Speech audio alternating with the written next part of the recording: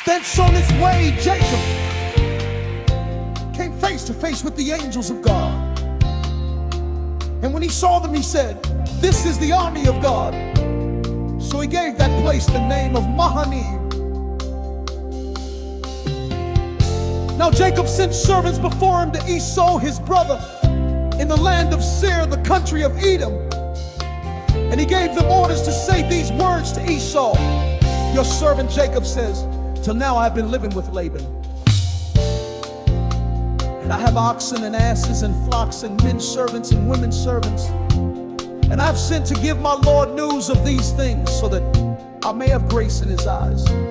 When the servants came back, they said, "We have seen your brother Esau, and he is coming out to you, and 400 men with him." Then Jacob was in great fear and trouble of mind.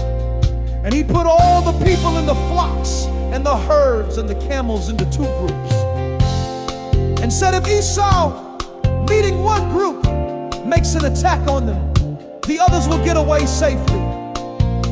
Then Jacob said, "O God of my father Abraham, the God of my father Isaac, the Lord who said to me, 'Go back to your country and your family, and I will be good to you.'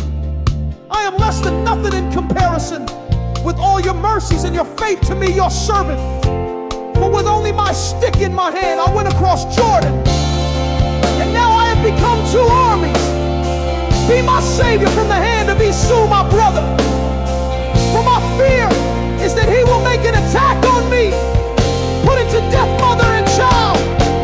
And you said, "Truly, I will be good to you, and make your seed like the sand of the sea, which may not be numbered."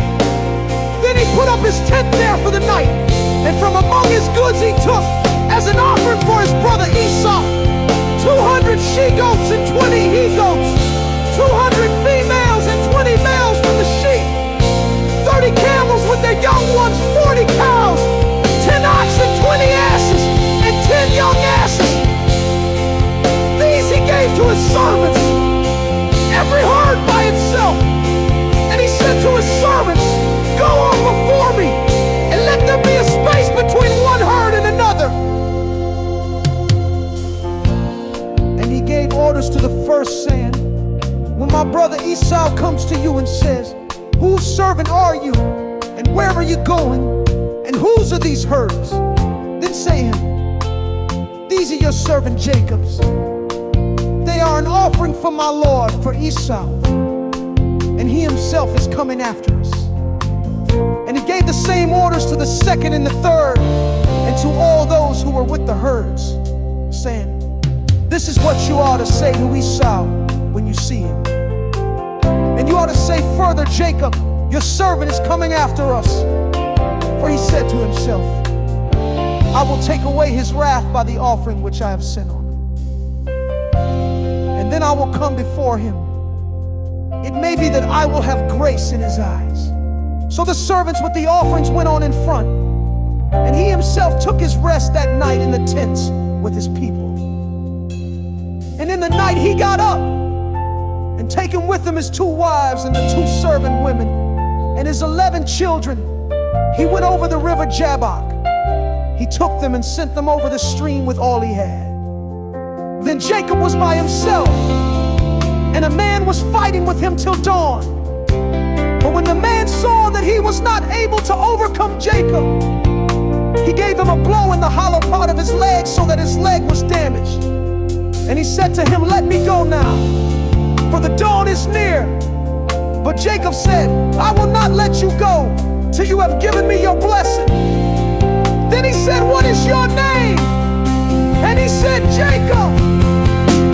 And he said, "Your name will no longer be Jacob, but Israel, for in your fight with God and with men you have overcome."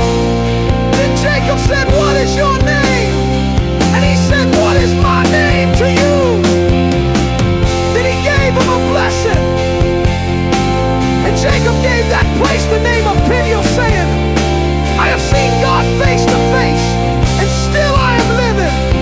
And while he was going past Peniel, the sun came up, and he went with unequal steps because of his damaged leg. For this reason children of Israel, even today, never take that